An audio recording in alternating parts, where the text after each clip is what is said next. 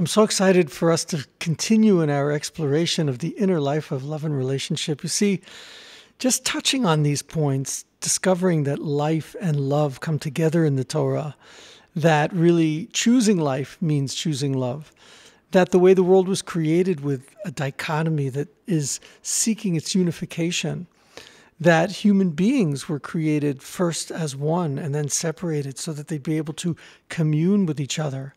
And finally, in our last classes, that the idea of life and love is not opposed to the knowing, which Isaiah speaks of as the end of time as being when the whole world will be completely flooded with de'ah, with knowledge of Hashem, like the waters cover the sea. That knowing is very profoundly related to love. And our first level that we saw, it's just going to be infatuation if you don't know the person that you're in a relationship with.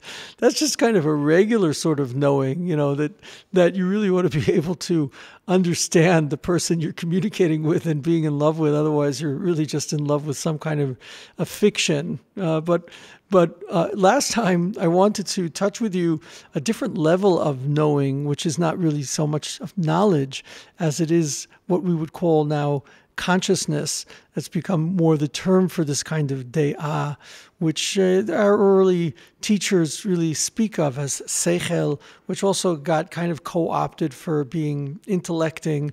No, we're talking about awareness, consciousness, and openness to the knowing, which is a binding together with.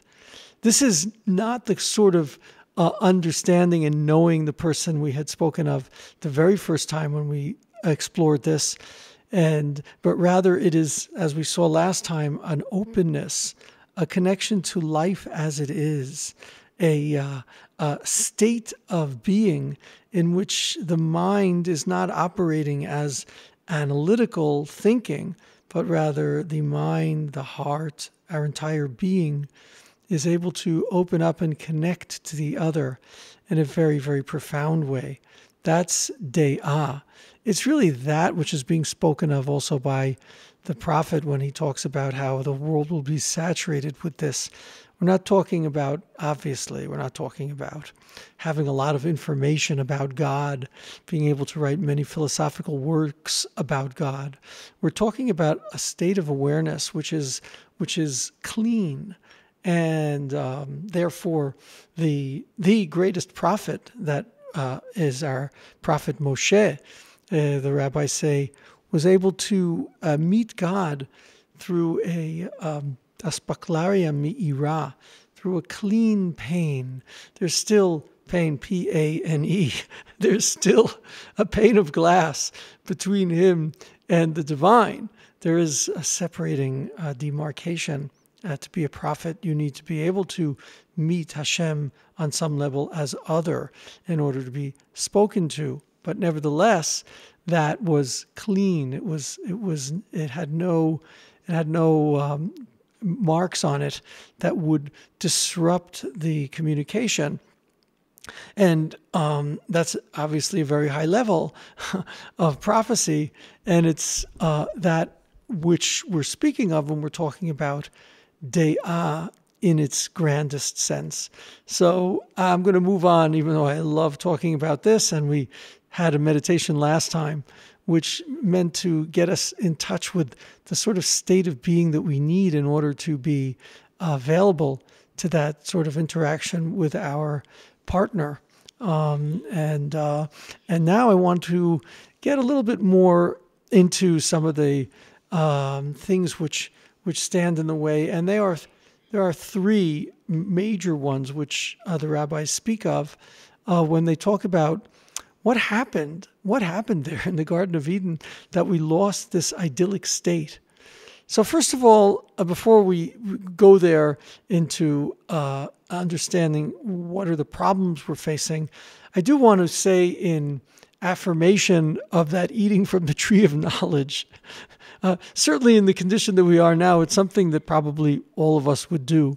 You see, in that idyllic state of at oneness, as beautiful and as paradisical it is, and it is very much, nevertheless, the calling to us as human beings has to do with the kind of individuation and separateness which creates the kind of interaction which is love, not as a state of being where there doesn't necessarily have to be an object of love, but rather love as an expression of that state of being in relationship with a particular person.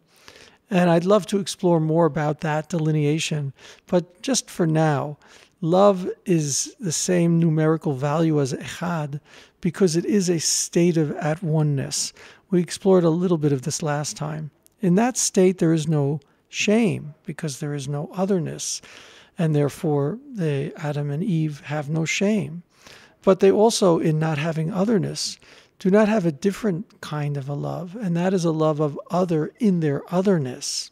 And that's a different level, which requires individuation, becoming my separate person, being aware of you and your separateness, learning to revere and honor that otherness, and yet nevertheless, at the same time with that, be aware of the underlying oneness which we are sharing together on a level which is of a different sort, of a different character than that one where we are experiencing each other as separate.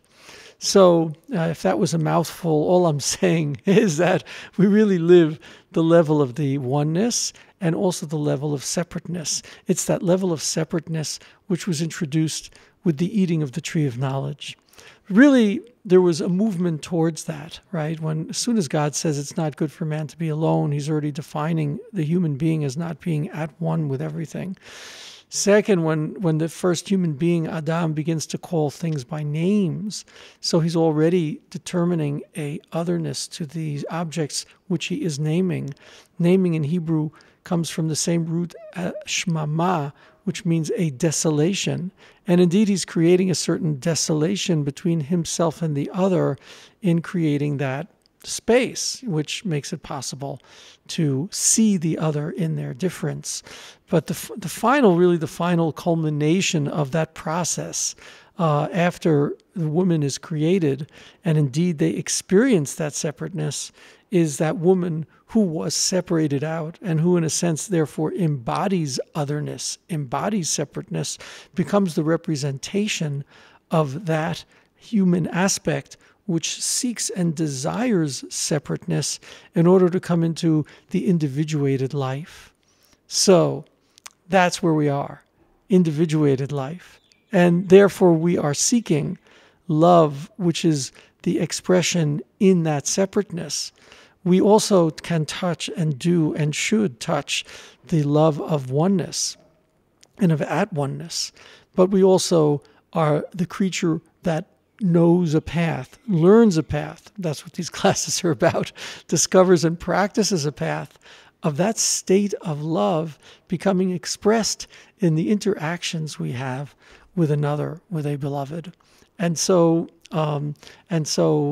that's where we have come to, that eating from that tree of delineation, of distinction, of the delineation between good and bad, is actually, according to Maimonides, according to Rambam, really not about learning to distinguish between moral good and moral evil, because, that was really irrelevant when there was a clear path of existential knowing, of knowing the existence of things, and it's just a matter of a true or false. In moving into individuation, indeed, we need to know about morality, but that morality has a lot to do with, what's good for me, what's bad for me. Not in the low sense of that, in the higher sense of that. I have a separate existence, so there's certain things that are going to harm me, certain things that are going to be to my benefit. And that also has, on the higher tiers, living an ethical life.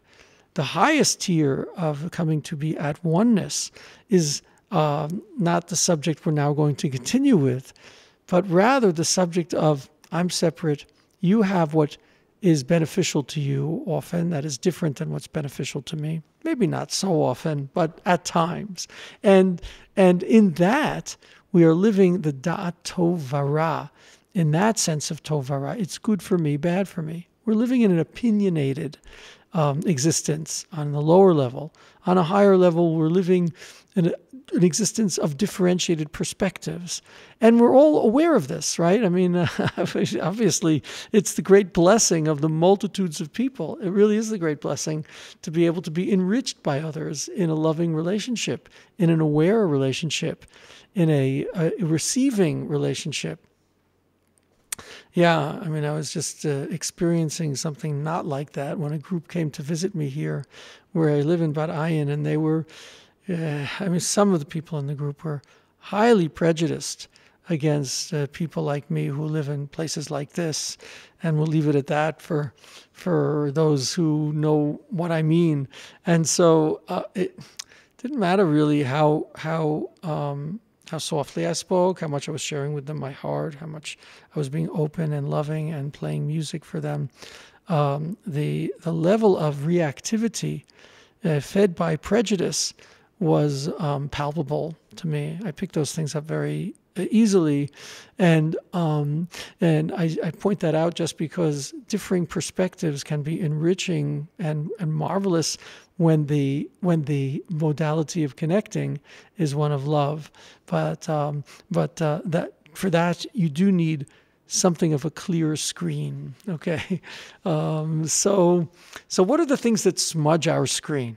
Okay, this is where I want to come to now with you, and then for us to explore both in our teaching and then in a meditation, the three things which the rabbis say took Adam out of the world meaning no longer connected to everything, no longer at one with everything, right?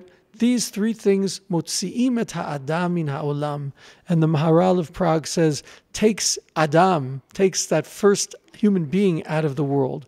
And they are, here they go, kina, ta'ava, and kavod.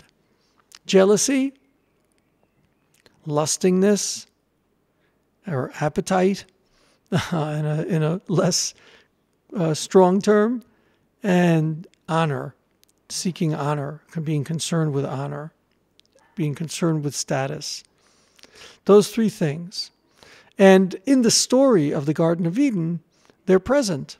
Namely, that man became aware of his limitations, desired to be more godlike, in being able to have a judgment, a decision that would determine whether this was fitting or not fitting for him. I mean, after all, God, looked at things and he said, this is good, this is good, this is good. Okay, so things can be bad. Also, that's up to him now that he's determining what's good. I want to be a creator myself and create my own world, not to live in the strictures of what you've defined as good, but for me to define what is good, which can be very healthful and very wonderful if it's not out of jealousy.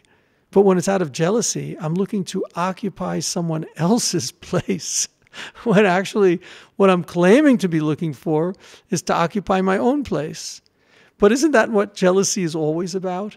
I'm not satisfied with who I am, with the set of conditions with which I've been created. I don't like my genes, don't like my parents, don't like my society, actually don't like my feelings, I don't like my skills, I don't like what's happening in terms of my success or lack of success. I'm actually looking to step away from myself. That's what Kina is about, and to step into someone else's life. Now, if you really would get serious about this, I don't think anyone would want that, especially if they would understand what living in another person's skin is, because everyone has their sufferings and their gains. But nevertheless, we create for ourselves this hallucination that somehow to not be ourselves, or at least we think if we have what the other person has, we can have what they have and stay ourselves. Not true. You have what is appropriate to you. And when you start taking to yourself things inappropriate to you, or worse, when simply you're just jealous with that heat of jealous for what another person has.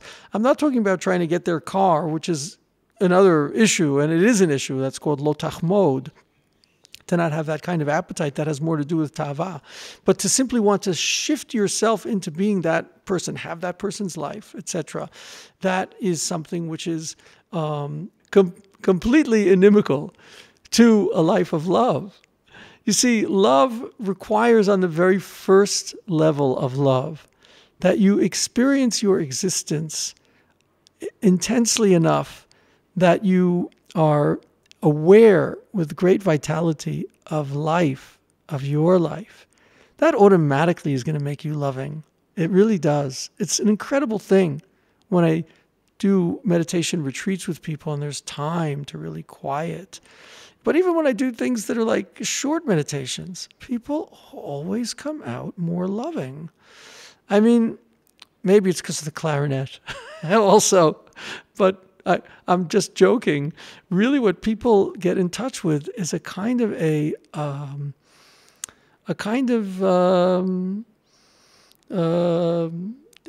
sense of the goodness, the existence itself as being a wellspring. I don't know what exactly to describe is going on there. A certain pleasure, a blissfulness, a stillness, which is the stillness of existence itself, and this as first stage somehow seems to pretty consistently awaken in people love, right? That's love as a state, which has to do with that original day'ah we talked about. But here we're getting more specific because in entering into our own separate lives, we learn to focus ourselves on our specific existence, our particular life, and get in touch with the life force of that. That, to me, is really the only healing for the attitude of jealousy. But as the rabbis say, this is the first falling of humanity in looking beyond what they have. And as the rabbis put it, when you're jealous, not only do you not get what you have set your eyes on, but you also lose what you have. Because most primarily, you lose yourself, because you lose the acceptance, the love, the pleasure in, the joy in the selfhood which is yours. And there's always going to be a level if you go deep enough. If you go away from your pains and all the way from your judgments about things and your status issues and et cetera, there's always going to be a place inside where you can indeed rest and be in touch with that. And then you really need to learn to draw from that into the specifics of your life and understand how they are really meant for you. They're the only thing for you. So that's what we're going to approach in our meditation. And in the next two classes, we'll also explore ta'ava and kavod. But this is really, my friends, this is really the first thing if you want to be able to move into being one who loves. So then the first and most primal antithesis to that is kin'ah. This Nachmanides, the Ramban, actually says at the end of his Perush on Ve'afta l'recha kamocha, which perhaps we'll explore a little more at some other time. But he actually sets up the opposite of love as being jealousy. And I really get it, and I think, and I hope you can get that now. And yeah, I think we need to make a special exploration of that itself. And so kin'ah is really the first step away from love. And what we'll be practicing is our steps towards love, away from those things which may block us.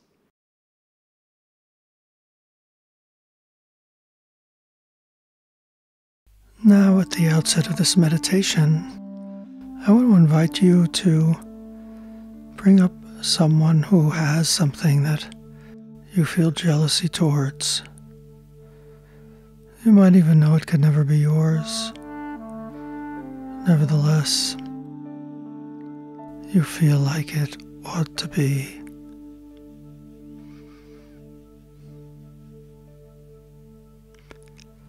And even though deep inside you may know that it's not as appropriate to you as it is to them, or that they've earned it and you have not, nevertheless you feel jealous towards that person.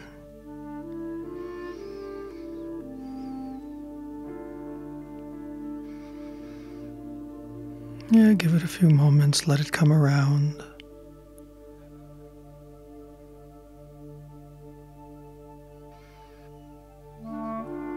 Bring up the image of that person in your mind.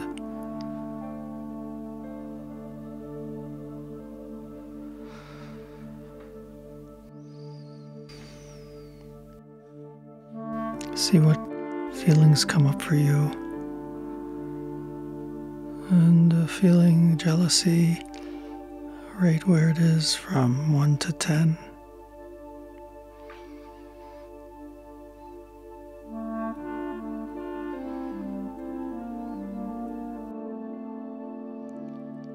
Now let's go of that.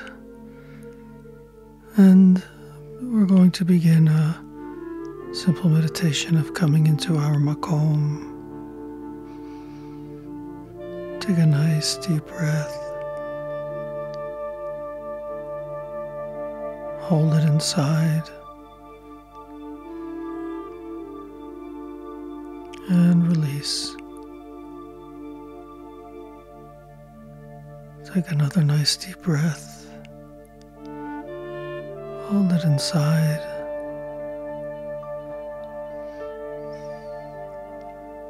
And release.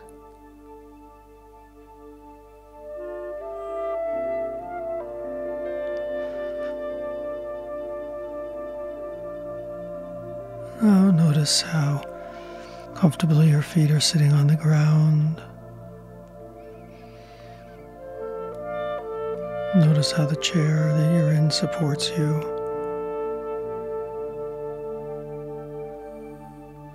Let go of any tension in your arms. Let them rest comfortably alongside your body or on your thighs or in your lap.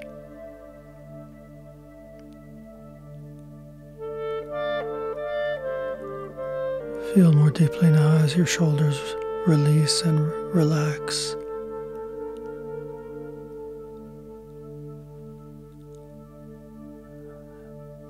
Feel how your throat and neck are calm. May even feel a bit expanded.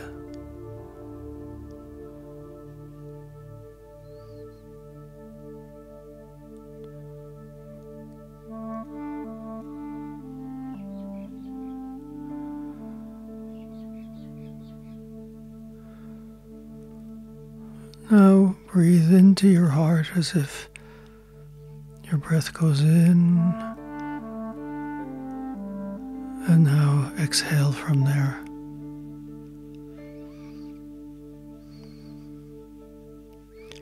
Breathe in again towards your heart.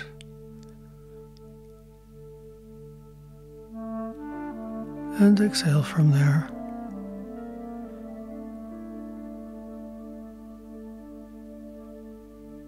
Do that 2 more times.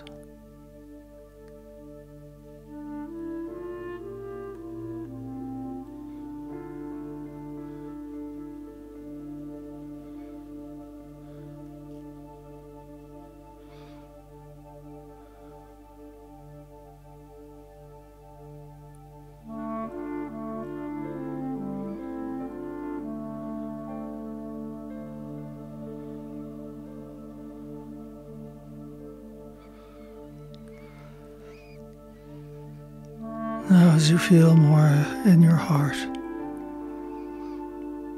in the presence of Makom, I invite you to sense a beautiful warm light shining down towards your face from above. Let that light really enlighten your face, your mind. It's a light of love. It's a light that expresses the divine desire for your life here. Feel how it's being nourished while you're looking upward slightly towards this light and letting it shine on your face.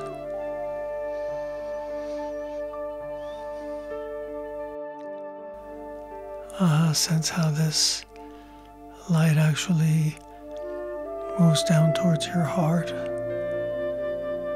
filling your heart with love and care.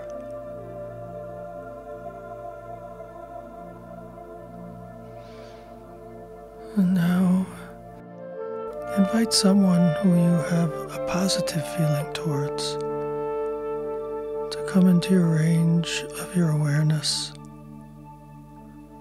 Be touched by their arrival.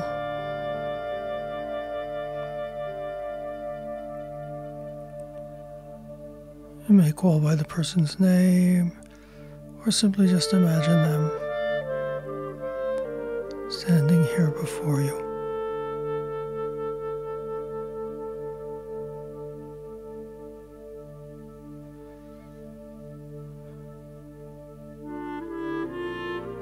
Send a beam of love towards this person as they receive it in their heart.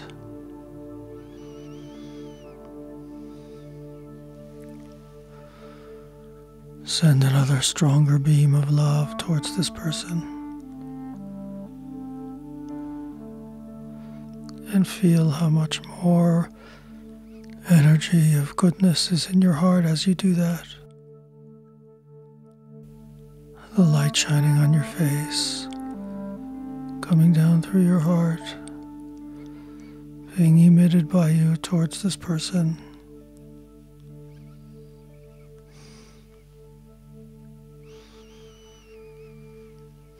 Now direct that light back,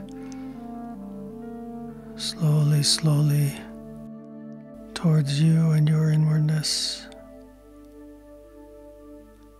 See how that makes you feel. Notice the love as it spreads throughout you.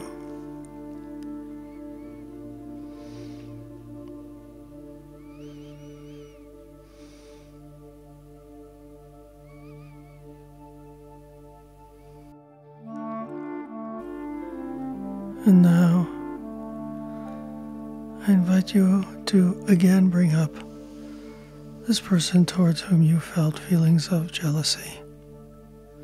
And now look towards this person as you are filled with love. And see from a scale of 0 to 10 how jealous you feel towards him now.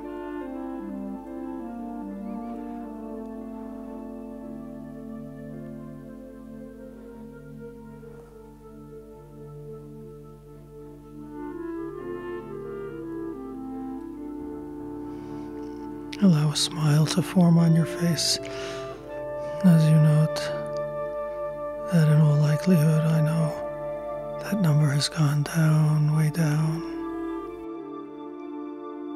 Feel the love flowing through you. Feel the divine presence as it rests upon you and flows through you into your heart.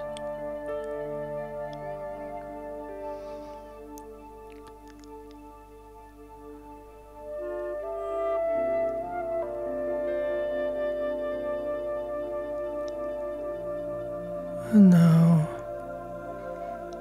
take another deep breath, consciously paying attention. Move your hands, feel your feet move.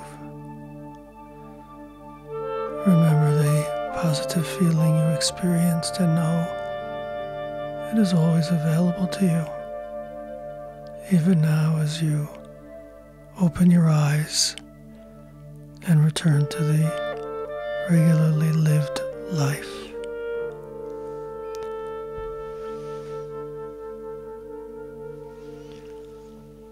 Notice how powerfully impactful filling yourself with love is, as you look towards those